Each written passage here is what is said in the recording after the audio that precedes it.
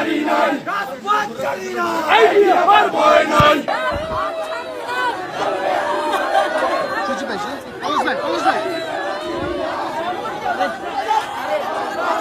আসেন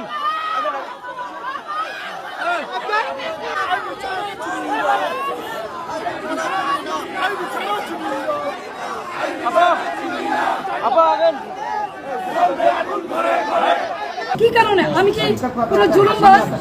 আমি কি হত্যা করেছি? আমি কি চাঁদাবাজি করেছি? আমি কি নারায়ণগঞ্জ শহরে এমন কোন রেকর্ড আমার আছে যে আমি কোনোদিন কোনো বিরোধী দলকে আঘাত করেছি? তাহলে কিসের জন্য, কি কারণে, কোন ষড়যন্ত্রের কারণে, কার স্বার্থে আমাকে অ্যারেস্ট করা হলো? আমিও প্রশাসনের কাছে জানতে চাই। বর্তমান যারা সরকার আছেন, সাম্যের কথা বলেছেন, বৈষম্যের বিরুদ্ধে আপনারা আন্দোলন করেছেন, সরকার হটিয়ে নতুন সরকার এসেছেন, তাহলে কি এই বৈষম্য? তাহলে অনেস্ট রাজনীতি, সততার কিসের মূল্যায়ন? আমি তো বাড়িতেই ছিলাম, আমি তো পালাই নেই, তাহলে এইভাবে আমাকে অ্যারেস্ট করতে হলো কেন? সেই জবাব জনগণের কাছে চাই, জনগণই দিবে ইনশাআল্লাহ। জয় বাংলা।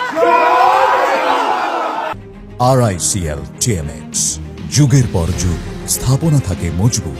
আইবি ছাড়া চিনি না, আইবি ছাড়া চিনি না, বল বল খুঁজি না, আইবি আবার কিছু হলে আমরা এখন ঘরে ঘরে